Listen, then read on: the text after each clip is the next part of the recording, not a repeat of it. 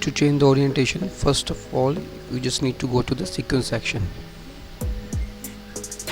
Go to sequence, click on sequence setting, then change the frame size. Replace 1080 with 1920 and 1920 to 1080. Hit enter. OK. Now go to effect control section.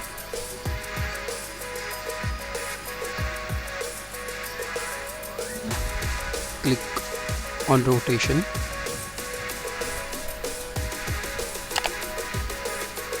Minus 90 degree and hit enter. Now the orientation is changed. Thanks for watching.